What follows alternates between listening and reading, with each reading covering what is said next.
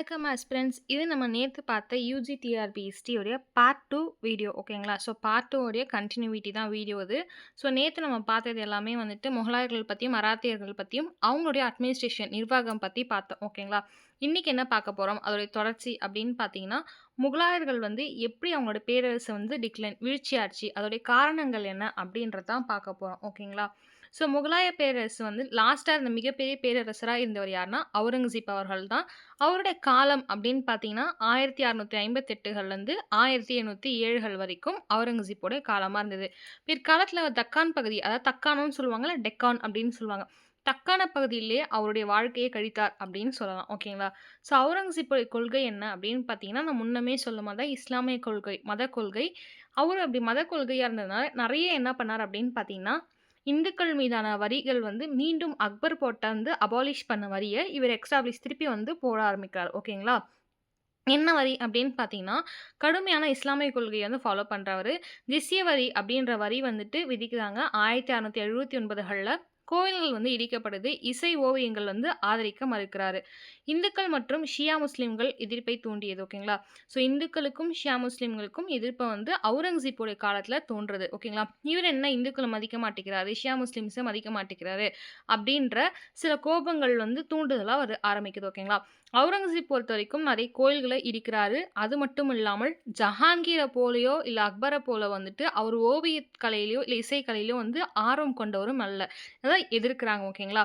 So நம்ம வந்து முகலாயர்கள் அப்படின்னு சொல்லும்போதே ஜஹாங்கீரோடையதும், அக்பரோடையதும் வந்துட்டு எப்படி சொல்லுவோம் அப்படின்னு பார்த்தீங்கன்னா, ஒரு முகலாயத்துல ஓவியத்துல சிறந்த ஒரு காலம் அப்படின்னு சொல்லுவோம். அதேபோல ஷாஜகான் சொல்லும்போது கட்டிடக்கலையோட பொற்காலம், ஷாஜகானுடைய காலம், முகலாயர்கள்லன்னு சொல்லுவோம். ஆனா, இந்த அவுரங்கசீப் அவர்கள் முன்னோர்கள் இருந்த மாரி இல்ல அப்படின்றது தான் உண்மை. ஓகேங்களா?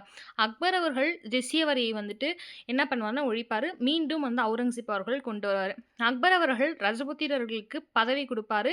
ஈவன் பார்த்தீங்கன்னா, அவுரங்கசீப்போடைய அதாவது கோர்ட்ல இருக்கக்கூடிய சில வேலையாகட்டும், மினிஸ்டர்ஸ் ஆகட்டும், சில வேலைகள்ல இருக்கக்கூடிய இந்துக்களும் இருந்தார்கள் அப்படின்றது உண்ம.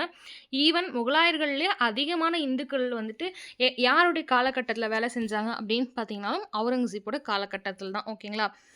ஸோ இது மட்டும் இல்லாமல் அவுரங்கசீப் அப்படின்னும்போது என்னன்னா, இவர் வந்து ஒரு எப்படி சொன்னா ரொம்ப ஒரு ஒரு எப்படின்னா, ஒரு க அ ரொம்ப எப்படி சொல்றது? ரொம்ப கொடூரமான ஒரு அரசராவும் இருந்திருப்பாரு. ஓகேங்களா? ஸோ அது மட்டும் இல்லாமல் தக்காணத்தில ஒரு போர் நடக்குது. டெக்கான் வார் அப்படின்னு சொல்லுவாங்க. நீண்ட காலமா தக்காணத்தில போர் நடந்துட்டே இருக்கும். எதுக்கு அப்படின்னு பார்த்தீங்கன்னா, அவருடைய ராணுவ பலத்தையும், நிதி ஆதாரங்களையும் செலவழித்தார். ஓகேங்களா? ஸோ அந்த தக்காண போர்லயே அவருடைய ராணுவ பலத்தையும் செலவழிச்சுறாரு. அவர்கிட்ட இருந்த நிதி ஃபினான்ஸையும் செலவழிச்சுறாரு. ஓகேங்களா? ஸோ மராத்தியர்களுடன் நடந்த இந்த போர் பேரரசின் கருவூலத்தை வற்ற செய்தது. ஸோ அவர்கிட்ட இந்த ட்ரெஷரீஸ் வந்து என்ன ஆகுதுன்னா, ராணுவ பலம் வந்து ஓகே. அப்ப ராணுவர்களுக்கும் இப்படி செலவழிச்சுட்டே இருந்தா, அவங்களுக்கு வந்துட்டு எப்படி ஆகணும்? பலவீனமாவார்கள். அவங்களுக்கு வந்து சம்பளம் தரணும். அப்ப சம்பளம் தரனால ட்ரெஷர்க்குள்ள தான் கை வச்சாகணும். அப்ப வந்து இந்த சம்பளம் தர்றதுக்கும் காசு இருக்காது. தென் வந்து பார்த்தீங்கன்னா வந்துட்டு, நிதிய வந்து செலவு பண்ண முடியாது. அப்ப வந்து என்ன ஆகும்? ஆட்டோமேட்டிக்கா ட்ரெஷரீஸ் வந்து காலியாக ஆரம்பிக்கும். நெக்ஸ்ட் பாருங்க. நிர்வாகம் மற்றும் பொருளாதார சிக்கல்கள். மன்சப்தாரி மற்றும் ஜாகீர்தாரி கிரைசிஸ் ஓகேங்களா? ஸோ மன்சப்தாரி மற்றும் ஜாகீர்தாரோட நெருக்கடி. மன்சப்தார பொறுத்தவரைக்கும் எண்ணிக்கையில அதிகரித்தால அவங்களுக்கு வந்து வழங்க நிலங்கள் வந்து இருக்கும். அதேபோல ஜாகீர்கள் அப்படின்னு சொல்லுவாங்க. இந்த ஜாகீர்கள் அப்படின்றவங்க தான் வந்துட்டு என்ன என்ன அப்படின்னு பார்த்தீங்கன்னா, கொஞ்சம் ஜமீன்தார்ஸ், ஜாகீர்தார்ஸ் இவங்கலாம் வந்துட்டு நில வருவாய் வந்து வசூலிப்பவங்க அப்படின்னு வச்சுக்கலாம். விவசாயத்தில வர வரிய வந்து வசூலிப்பவங்க. மன்சப்தார் வந்து எண்ணிக்கை அதிகரித்தால் அவங்களுக்கு வழங்கக்கூடிய நிலங்கள் வந்து பற்றாக்குறை ஏற்படும். ஓகேங்களா? ஏன் அப்படின்னு பார்த்தீங்கன்னா, இப்போ வந்து சில பேர் ஒரு 10 மன்சப்தார்ஸ் இருக்காங்கன்னா, அந்த 10 மன்சப்தார்ஸ்க்கு நிலம் குடுக்கலாம். இதுவே இதுவே அவங்க என்ன ஆகுது, இப்ப நெறைய வந்து மன்சப்தாரிஸ் வந்து வராங்கன்னா, அப்ப அவ்ளோ நிலங்களுக்கு அரசு எங்க போவாங்க? அதனால பற்றாக்குறை ஏற்படும் அப்படின்னு சொல்றாங்க. குறைந்த எண்ணிக்கையிலான ஜாகீர்களை அதிக மன்சப்தார்களுக்கு வழங்க வேண்டிய நிலை ஏற்பட்டதால், ஜாகீர்தார்கள் விவசாயிகளை சுரண்டத் தொடங்கினர். இதனால் விவசாயிகளுக்கு அரசின் மீது அதிருப்தி ஏற்பட்டது. ஸோ, இங்க என்ன நடக்குது அப்படின்னு பார்த்தீங்கன்னா, அதாவது ஜாகீர்ஸ் அப்படின்றவங்க வந்து கொஞ்சம் பேர் தான் இருக்காங்க. ஆனா, மன்சப்தார்ஸ் அப்படின்றவங்க நெறைய பேர் இருக்காங்க. அப்ப நம்ம முன்னவே சொன்ன மாரி, மன்சப்தார்களுக்கு நிலங்கள் குடுக்கணும். அப்ப நிலங்கள் குடுக்கும்போது என்ன ஆகுதுன்னா, நிலங்கள் நெறைய குடுக்க குடுக்க, ஜாகீர்தார்கள் என்ன பண்றாங்கன்னா, அந்த விவசாயிகள் கிட்ட வந்து சுரண்ட ஆரம்பிக்கிறாங்க. ஓகேங்களா? ஸோ உங்களுக்கு வந்து புரியுதுங்களா அந்த சைக்கிள் ஆக்சுவலா? ஸோ அரசு மன்சப்தாரர்களுக்கு நிலம் குடுக்கணும். ஜாகீர்தார் வந்து குடுப்பாங்க. இங்க குறைந்த எண்ணிக்கையில ஜாகீர்தார் இருக்காங்க. அதிக எண்ணிக்கையில மன்சப்தாரர்கள் இருக்காங்க. ஸோ அப்ப அவங்களுக்கு வந்து நிலங்கள் குடுத்தா, அப்ப ஜாகீர்தார்கள் என்ன பண்ணுவாங்க, ஆட்டோமேட்டிக்கா அவங்களுக்கு கீழ யார் இருக்காங்க? விவசாயிகள். அப்ப அங்க வந்து சுரண்ட தொடங்குவாங்க. ஓகேங்களா? இதனால விவசாயிகள் என்ன பண்றாங்கன்னா, அரசு மீது வந்து பயங்கரமான கோவம் கொள்றாங்க. அதிருப்தியும் ஏற்பட ஆரம்பிக்குது. இவங்களுக்கு ஓகேங்களா? விவசாயிகள் பொறுத்தவரைக்கும். ஸோ இது மட்டுமா அப்படின்னு பார்த்தீங்கன்னா, இன்னும் நெறைய விஷயங்கள் நடக்குது. ஆட்சியாளர்கள் திறமையின்மை. ஸோ ஏன் அவுரங்கசீப்க்கு அப்புறம் நம்ம முகலாயர்கள் பார்த்தீங்கன்னா வந்துட்டு ஆட்டோமேட்டிக்கா டிக்ளைன் ஆக ஆரம்பிக்கிறாங்க அப்படின்னு பார்த்தீங்கன்னா, அவுரங்கசீப்போடைய மத கொள்கையே வந்து முக்கியமான விஷயம் இந்த முகலாயர்களுடைய சீர்குலைவதற்கு ஓகேங்களா? ஸோ அப்பயே என்னன்னா டவுன்ஃபால் ஆக ஸ்டார்ட் ஆகிருச்சு. ஏன் அப்படின்னு பார்த்தீங்கன்னா, தக்காணத்திலேயே பயங்கரமா அவருடைய கடைசி ஆண்டுகள தக்காணத்திலேயே வந்து போருக்கே வந்து செலவிட்டிருப்பாரு. அங்கேயே தான் இருந்திருப்பாரு ஓகேங்களா? ஸோ மத்த பகுதிகள்ல என்ன நடக்குது? என்ன வந்து அரசுகள் வந்து செய்யணும்? என்ன வந்துட்டு கடமைகள் இருக்கு. அது எல்லாத்தையும் அவர் விட்டுட்டு, மராத்தியர்களுடன் தக்காணத்தில போர் புரியறதே வந்து அவரு மெயின் வேலையா வச்சிருக்காரு. நிதி வேஸ்ட் பண்றாரு அதுக்காக. அதுக்காக ராணுவத்தையும் வந்துட்டு என்ன பண்றாரு, அப்பாயிண்ட் பண்றாரு. ஓகேங்களா? ஸோ இது வந்து ஃபர்ஸ்ட் ரீசன். 2வது என்னன்னா, மதக் கொள்கை. இஸ்லாமிய மதக் கொள்கை வந்து மிகவும் பின்பற்றிய அவுரங்கசீப் அவர்கள் இந்துக்களுடைய கோயில்களை இடிக்கிறார்கள். அது மட்டும் இல்லாமல் ஷியா முஸ்லீம்களுக்கும் அவமரியாதை நடக்கிறது. அதனால இந்துக்களும், ஷியா முஸ்லீம்களுக்கும் நெறைய எதிர்ப்புகள் வந்து அவுரங்கசீப் மேல இருக்கு. ஓகேங்களா? ஸோ இதுவும் 2வது ரீசன். ஓகேங்களா? சரி ஓகே. ஆட்சியாளர்கள் இதுக்கப்புறம் வர அவுரங்கசீப்புக்கு அப்புறம் வர ஆட்சியாளர்கள் வந்து முகலாயர்கள், பிற்கால முகலாயர்கள் அப்படின்னு சொல்லுவாங்க. ஓகேங்களா? ஸோ கேள்விகள ரொம்ப சிம்பிளா கேட்கணும் அப்படின்ற பட்சத்தில, பிற்கால முகலாயர்கள் யாருக்கு அப்புறம் இல்ல வந்து எதற்கப்புறம் தொடங்குது அப்படின்னா, அவுரங்கசீப்க்கு அப்புறம். ஓகேங்களா? ஸோ பார்த்தீங்கன்னா, ரொம்ப திறமை இல்லாதவங்களா இருக்காங்க. பலவீனமாவும் இருக்காங்க. ஓகேங்களா? இவர்கள் வந்து பிரபுக்கள் இருக்காங்க பார்த்தீங்களா? அவங்க வந்து என்ன பண்றாங்கன்னா, போட்டி போட்டு வெளி தாக்குதலுக்கு வந்து சமாளிக்க முடியல. ஓகேங்களா? ஸோ என்ன பண்றாங்க, இந்த நோபல்ஸ்ன்னு சொல்லக்கூடிய இந்த நோபல்ஸ் வந்து அவுரங்கசீப்க்கு அப்புறம் வரக்கூடிய பிற்கால முகலாயர்கள ஆட்டி கையில வச்சு படைக்கிறாங்க அப்படின்னு சொல்லலாம். ஓகேங்களா? ஸோ இந்த பிரபுக்கள் நோபல்ஸ சமாளிக்க முடியாம, தாக்குதல்கள சமாளிக்க முடியாம, அந்த நோபல்ஸ் கையிலேயே வந்துட்டு இந்த நாடு விழுந்தது. பெயரளவுல வந்துட்டு முகலாய அரசன் அப்படின்னு இருந்தாலும், நோபல்ஸ் தான் எல்லாத்தையுமே பார்க்குறாங்க. ஓகேங்களா? So okay. வெளி தாக்குதல் அப்படின்னும்போது என்னென்ன அப்படின்னு பார்த்தீங்கன்னா, நாதிர் ஷா படையெடுப்பு. ஓகேங்களா? ஸோ நாதிர் ஷா அப்படின்றது உங்களுக்கே தெரியும். 1739கள் நாதிர் ஷாவுடைய படையெடுப்பு. இந்த கேள்வி டிஎன்பிஎஸ்சிலயுமே கேட்டிருக்காங்க. இவரு யாரு அப்படின்னு பார்த்தீங்கன்னா, ஈரானுடைய ஆட்சியாளர் தான் நாதிர் ஷா அவர்கள். யாரு? ஷா அப்படின்னா அரசன் அப்படின்றது முன்னமே சொல்லியிருப்பேன். ஷெர்ஷா சூரியோடைய பத்தியே. ஓகேங்களா? ஸோ அப்படி இருக்கும்போது இவர் பேர் நாதிர். ஓகே. நாதிர் ஷா.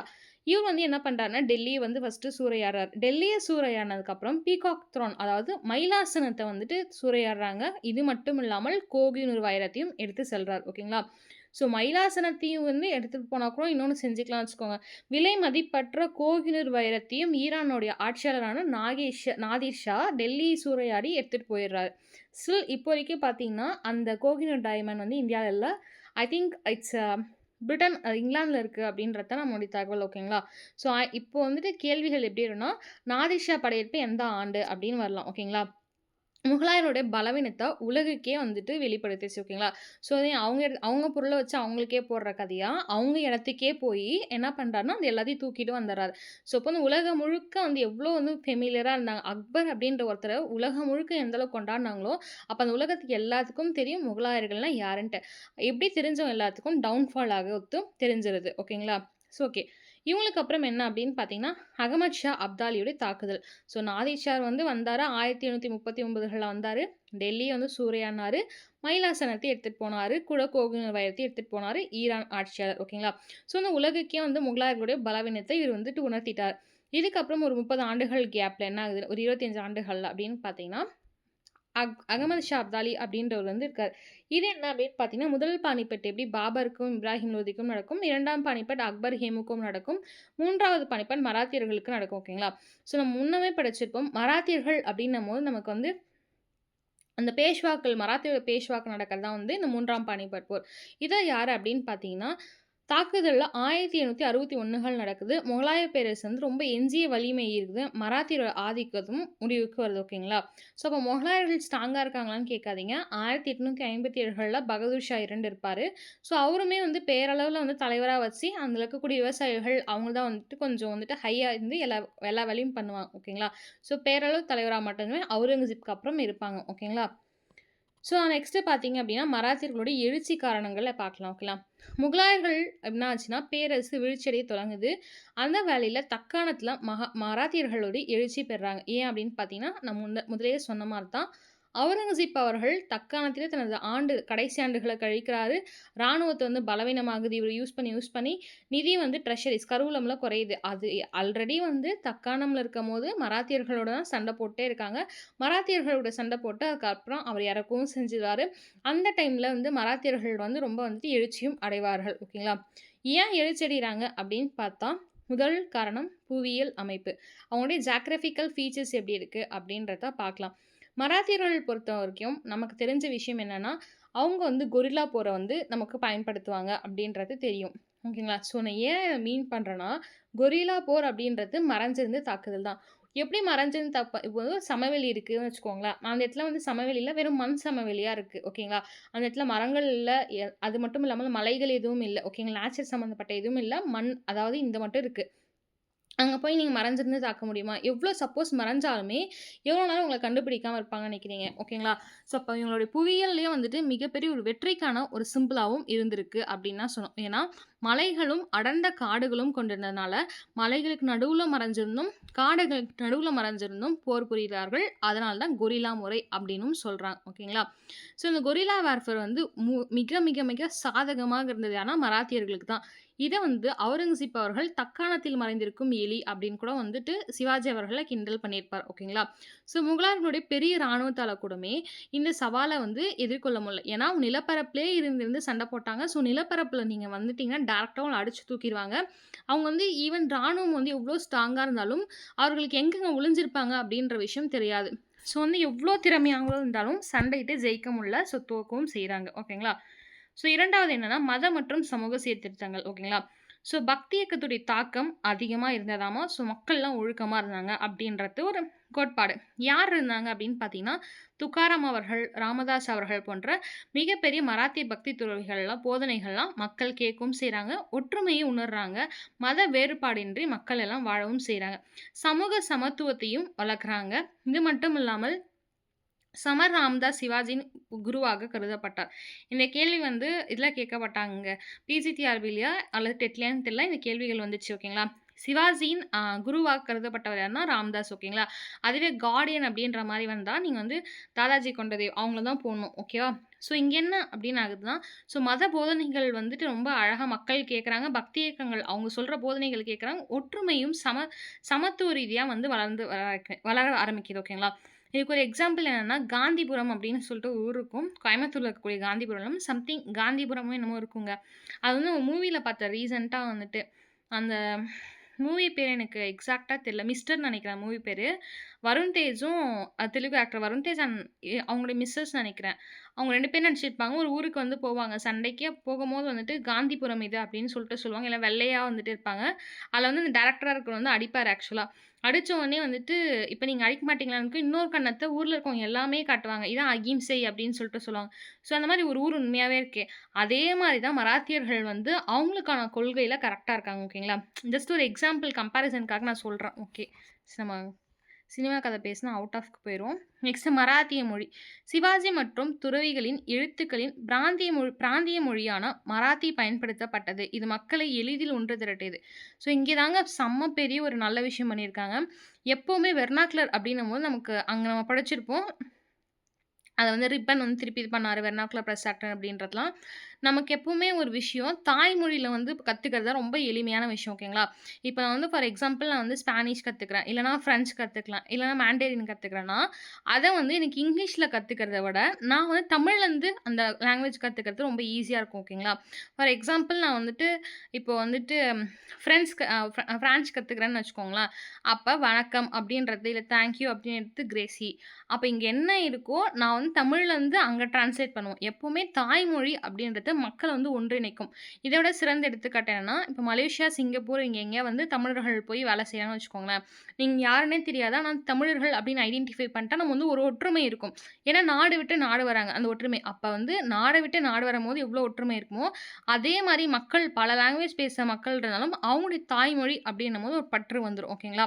ஸோ அதனால சிவாஜி என்ன பண்றாருன்னா, இந்த சமஸ்கிருதம் அது இதுன்னு அந்த மாரிலாம் போகாம, அவருடைய தாய்மொழியான மராத்தியிலே என்ன பண்றாருன்னா, எழுத்துக்களும் பிராந்திய மொழியான மராத்திய பயன்படுத்துறாரு. மக்களும் எளிமையா புரிஞ்சுக்கிறாங்க. ஓகேங்களா? நெக்ஸ்ட்டு வேற என்ன அப்படின்னு பார்த்தீங்கன்னா, சிவாஜியோட ஆளுமை. ஸோ புவியியல் அமைப்பு மட்டும் இல்லாமல், அவரோட மதக் கொள்கை, அது மட்டும் இல்லாமல் மொழி தவிர வேற என்ன ப்ளஸ் பாயிண்ட் இருந்தது? மராத்தியர்கள் வந்து இன்னுமே நிலைச்சு நிக்க, வீழ்ச்சி அடையாம இருக்க அப்படின்னு பார்த்தீங்கன்னா, சிவாஜியோடைய ஆளுமை. ஓகேங்களா? ஸோ வந்து நம்ம சொல்லும்போதே சத்ரபதி சிவாஜி இல்ல வீர சிவாஜி அப்படிதான் சொல்லுவோம். ஓகேங்களா? ஸோ என்ன அப்படின்னு பார்த்தீங்கன்னா, சிவாஜி அவர்கள் வந்து அவருடைய சின்ன வயசுலயே ஓகேங்களா, டீனேஜ்லேருந்து அடல்ட்டுக்கு மாறப்பயே அவர் நெறைய கலைகள் வந்து கத்திருப்பார். ஓகேங்களா? போர் வீரருக்கான கலைகள் இருக்கும்.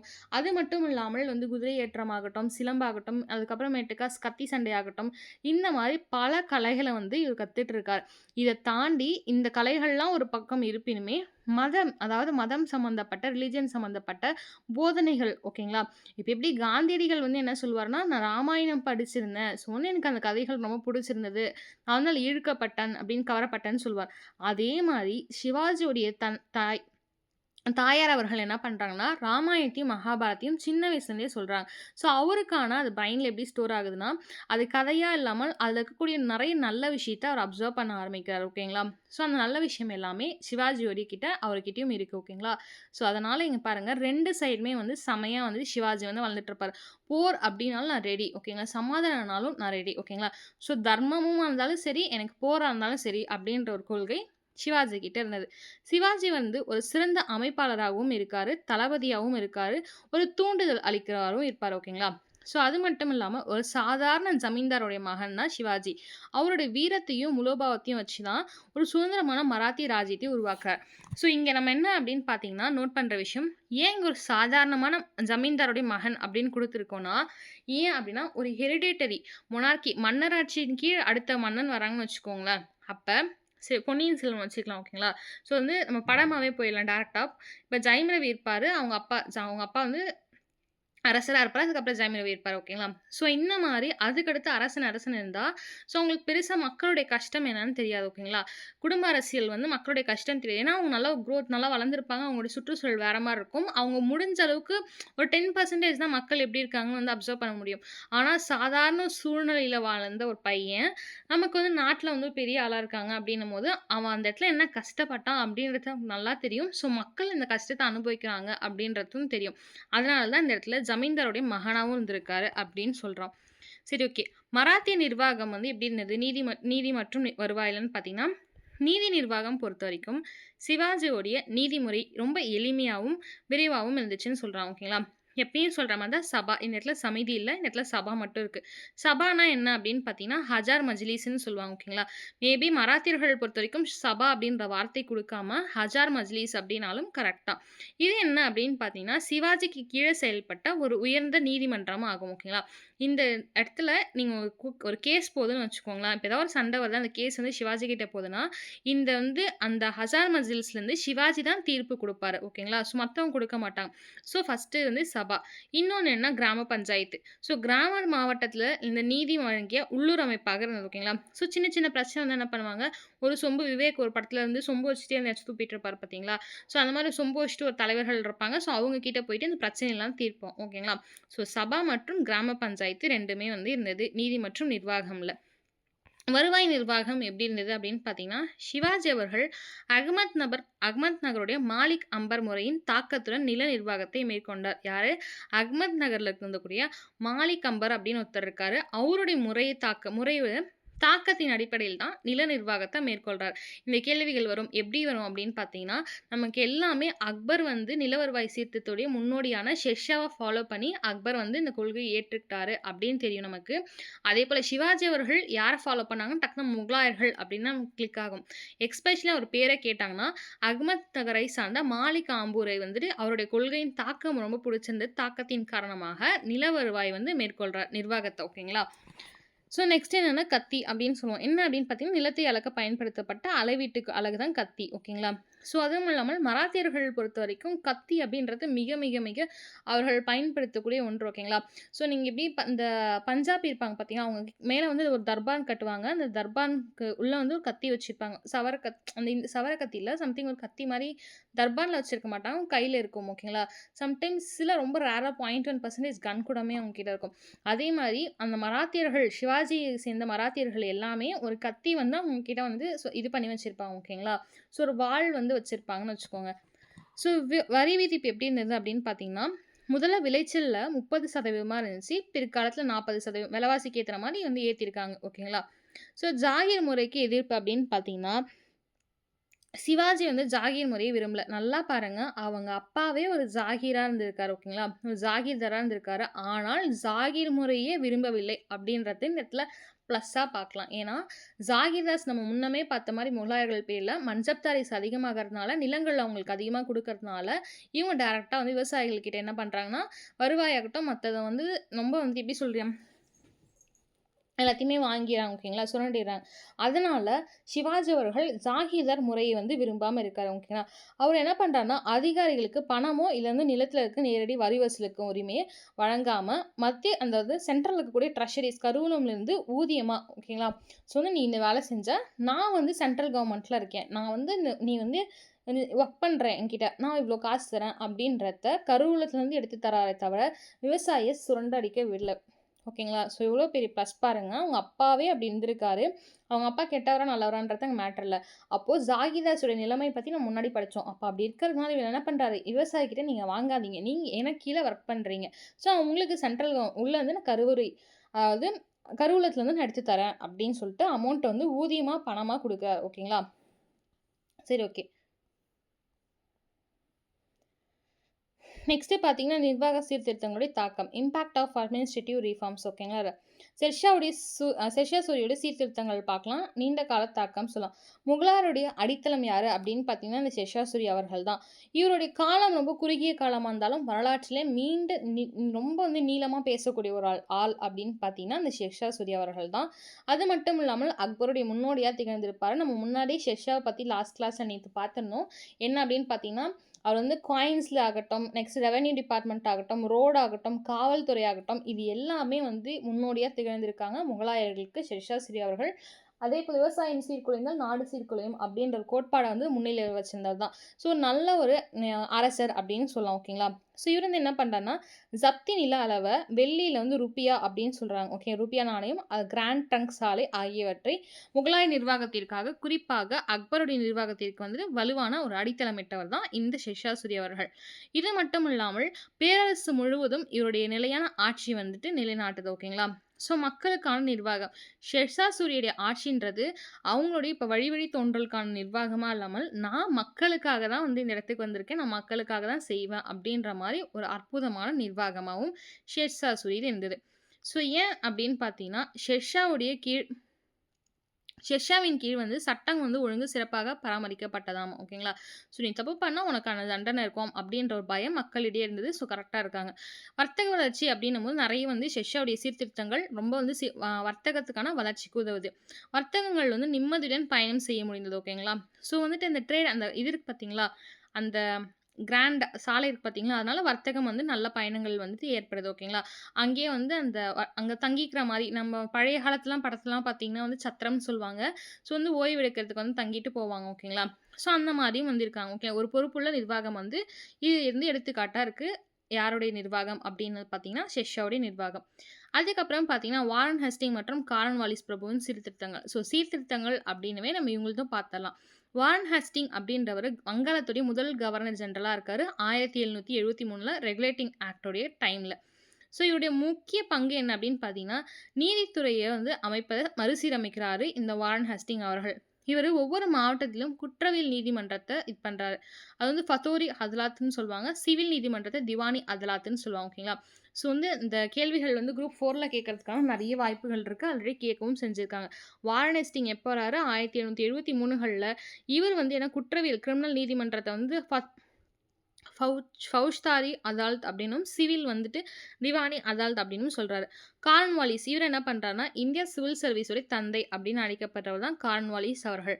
1793கள்ல அதாவது 20 வருஷம் டிஃபரன்ஸ் வாரன் ஹேஸ்டிங்க்கு அப்புறம் 20 வருட காலம் டிஃபரன்ட்ல இவர் வராரு. இவர் வெளியிட்ட சட்ட தொகுப்பு என்ன அப்படின்னு பார்த்தீங்கன்னா, நிறைய பிரிவினை கோட்பாடுகள் உண்டாக்குது. செப்பரேஷன் ஆஃப் பவர் அப்படின்றத அடிப்படையா கொண்டிருக்காரு. ஓகேங்களா? ஸோ இது மட்டும் இல்லாமல் வருவாய் நிர்வாகத்தையும், நீதி நிர்வாகத்தையும் பிரிக்கிறார்.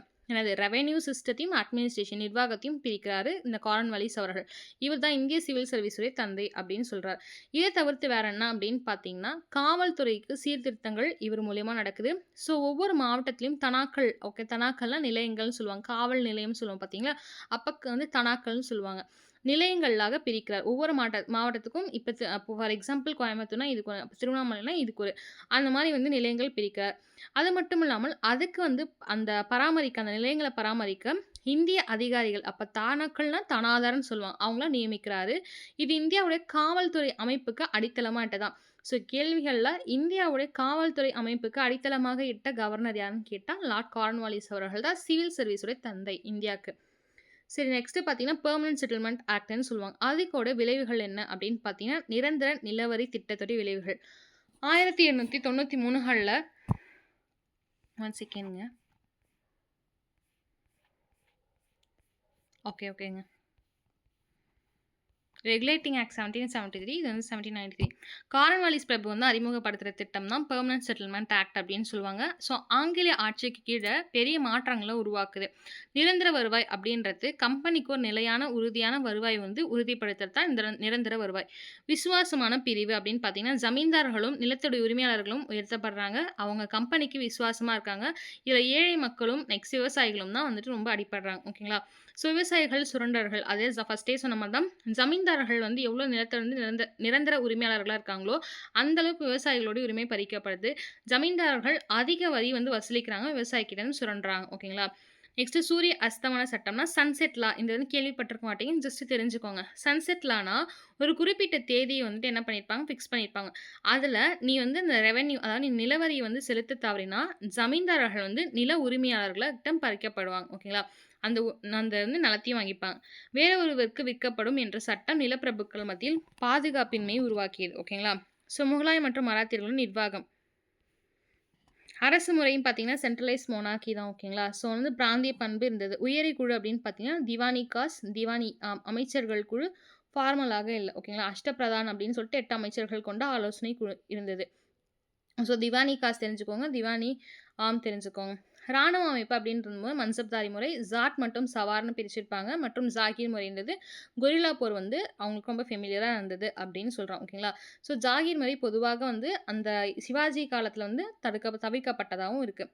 வருவாய் முறை பொறுத்த வரைக்கும் என்ன அப்படின்னு பார்த்தீங்கன்னா ஜப்தி சிஸ்டம். ஓகேங்களா? அதை நான் ஃபஸ்ட்டே சொல்லியிருப்பேன், கண்கூட் முறைன்னு சொல்லுவாங்க. மேபி கண்கூட் அப்படின்னா நான் முதல்ல சொல்லியிருப்பேன். ஸோ வந்து எக்ஸாமில் இந்த வார்த்தைகள் வந்து கேள்விப்படல அப்படின்னு நினைக்காதீங்க. ரைத்வாரி போன்ற ஒரு வடிவம் தான் வந்து இந்த முறைகள். ஓகேங்களா? நிலத்தொழியை அளந்து வரி விதிக்குவாங்க இந்த வருவாய் முறை பொறுத்த வரைக்கும். வரிமுறை அப்படின்னும் போது ஜிஸ்யா வரி. ஓகேங்களா? ஸோ அக்பரால் வந்து நீக்கப்பட்ட, அவுரங்கசீப்பால் மீண்டும் விதிக்கப்பட்ட வரி தான் ஜிஸ்யா வரி. இந்துக்கள் புனித வரி அப்படின்னு சொல்லுவாங்க. ஓகேங்களா? இது மட்டும் இல்லாமல் மராத்தியர்களுடைய காலத்தில் வருவாய் அப்படின்னு சொல்லும் போது சவுத் மற்றும் சதேஷ்முகின்னு சொல்லுவாங்க.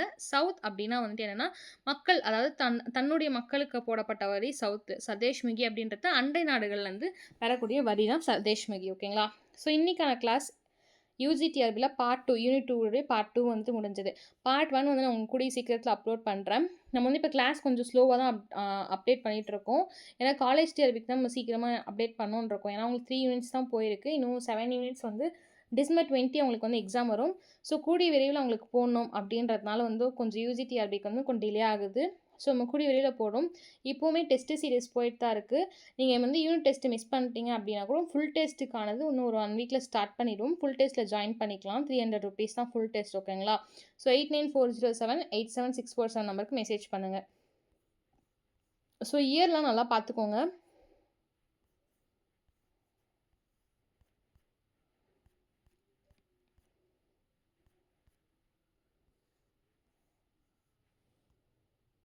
இந்த இயர்லாம் ஃபர்ஸ்ட் என்ன போட்டிருப்போம் பாருங்க. வந்து 1526ல வந்து முதல்ல பானிபட் ஸ்பெல்லிங் தப்பு. ஸோ பானிபட். நெக்ஸ்ட் 30, 40ல ஹுமாயூனுடைய ஆட்சி முதல் பகுதி இருப்பாரு. அப்புறம் ஷெர்ஷா வருவாரு. அதுக்கப்புறமேட்டு கலிஞ்சர் கோட்டை வெடி விபத்துல ஷெர்ஷா 45கள்ல இருப்பாரு. மீண்டும் வந்து ஹுமாயூன்கள் வந்து ஆட்சி செய்வார். ஓகேங்களா. 55கள் வந்து இருப்பாரு. ஸோ வந்து 55லேருந்து ஒரே வருஷம் தான் ஆட்சிக்கு வருவார் ஹுமாயூன் அவர்கள். அப்படி வந்தாலுமே படிக்கட்டு அதாவது லைப்ரரி படிக்கட்டுலேருந்து விழுந்து இறந்துருவார். இதில என்ன முக்கியமான சுவாரஸ்யமான விஷயம் அப்படின்னு பார்த்தீங்கன்னா, பாபர் அவர்கள் மிக மிக மிக மிக எப்படி சொல்றது அப்படின்னு பார்த்தீங்கன்னா, ரொம்ப வந்து டிப்ளமேட்டிக்கான ராஜதந்திரமான படைபலம் நெறைய இருந்துச்சு. அதேபோல அவருடைய இது என்னன்னா, அவர் வந்து ஹுமாயூன் பொறந்ததுக்காக அவருக்கு வந்து நல்லா ஆகணும் அப்படின்னு வேண்டிக்கிட்டு, அவங்க நல்லானா நான் வந்து உயிர் தரேன் அப்படின்னு சொல்லிட்டு வேண்டியிருப்பாராம். ஸோ அதனால வந்து இறந்திருப்பாரு அப்படின்னு சொல்லுவாங்க. ஹுமாயூன் அவர்கள் ரொம்ப படிச்ச லேன்பூல் அவர்கள் இருப்பார். வரலாற்று ஆசிரியர் சொல்லுவாரு. அதாவது என்ன அப்படின்னு பார்த்தீங்கன்னா, "நூலகத்தின் படிக்கட்டிலருந்து தவறி விழுந்தவன், வாழ்க்கை முழுவதுமே தவறி விழுந்தான்." அப்படின்ற கோட்பாட்டையும் சொல்வாரு. இத தவிர்த்து வேற என்ன சொல்வாரு அப்படின்னு பார்த்தீங்கன்னா, ஹுமாயூன் அவர்கள் லேன்பூல் இல்ல, வேற ஒரு ஆத்தர். ஹுமாயூன் அவர்களும் அதேபோல முகமது பின் துக்ளக் இருக்காரு பார்த்தீங்களா, அவங்கள பத்தி ஒரு கம்பேரிசன் மாரி சொல்லுவாங்க. என்ன அப்படின்னா, இவங்க 2 பேருமே காலத்துக்கு தேவைப்பட்டவங்க இல்ல. மேபி இவங்களுடைய காலம் அதுவாக இல்ல அப்படின்ற மாரி இருந்திருப்பாங்க. அதேபோல பார்த்தீங்கன்னா, ஹுமாயூன் அவர்கள் அந்த மாரி தான். ஸோ பாபருடைய மைனஸ் பாயிண்ட் வந்துட்டு அவங்க வந்து வேண்டிக்கினது அப்படின்லாம். ஸோ ஹுமாயூனுடைய மைனஸ் பாயிண்ட் எவ்ளோ புக்ஸ் 1008 புக்ஸ் படிச்சாலும் அத வந்து அவர் இம்ப்ளிமெண்ட் பண்ண விரும்பல. அதேபோல அக்பர் அவர்கள் வந்து எல்லாத்தோட ப்ளஸ் பாயிண்ட்டா இருந்திருக்காங்க. ஜஹாங்கீர் அவர்கள் வந்து என்னன்னா, கலையிலே மிகுந்த ஆர்வம் கொண்டவரா இருந்திருப்பாரு. பெயிண்டிங்ஸ் ஆகட்டும், கலையாகட்டும். ஸோ வந்து ஓரளவுக்கு மதுபானம் அடிக்ட் ஆயிருப்பாரு. அவருடைய மனைவியான நூர்ஜஹான் தான் அவருடைய ஆட்சியிலே வந்துட்டு இருப்பாங்க. ஓகேங்களா? ஸோ அதுக்கப்புறம் வந்து ஷாஜகான் ஆகட்டும், ஷாஜகான் வந்து இந்த ஜஹாங்கீர் வந்து என்ன பண்ணுவார் அப்படின்னு பார்த்தீங்கன்னா, சிறையில வச்சிருப்பாரு. அப்புறம் இவரு ஆட்சி புரிவாரு. அதுக்கப்புறம் இவருக்கும் பார்த்தீங்கன்னா, நூர்ஜஹான் அவர்கள் மனைவி பார்த்தீங்கன்னா, முதல் மனைவியா இருக்க மாட்டாங்க. மேபி 3 ஆர் 4த் மனைவியா இருப்பாங்க. அவங்க வந்து கூட்டிட்டு வந்திருப்பாங்க. எப்படி அப்படின்னு பார்த்தீங்கன்னா, ஒரு போர்லேருந்து கூட்டிட்டு வந்திருப்பாங்க. ஸோ இவங்களுக்கும் இந்த மைனஸ் இருக்கும். அவுரங்கசீப் பொறுத்தவரைக்கும் ஃபுல் மைனஸ் தான். ஸோ எல்லாமே பாசிட்டிவ் அண்ட் மைனஸ் வந்து இருந்திருக்கும். ஸோ வரலாற்ற பொறுத்தவரைக்கும் 2 சைடுமே தெரியணும். ஓகேங்களா? ஸோ மேக்ஸிமம் கேட்கும்போது பாசிட்டிவ் சைட் தான் கேட்பாங்க. ஓகேங்களா? த கிரேட் அக்பர், அ அ எப்படி சொல்றது? அசோகா அப்படின்ற மாரி பாசிட்டிவ் சைட் தான் கேட்பாங்க. இருந்தாலுமே ஆஸ் ஹிஸ்ட்ரி படிக்கிற ஸ்டூடெண்ட்டா நீங்க வந்து அவங்களுடைய பேக்ரவுண்ட் என்ன? உண்மையான ஹிஸ்ட்ரி என்ன? அப்படின்றத முழுசா படிச்சுக்கோங்க. வெங்கடேசன் சார் புக்க மேக்ஸிமம் படிச்சிருங்க. அவருடைய எல்லா புக்ஸுமே அவ்ளோ அருமையா இருக்கும். நீங்க ஹிஸ்ட்ரி படிக்கணும்னா, அத வந்து நீங்க நம்ம கதை படிக்கிற மாரி படிக்காதீங்க.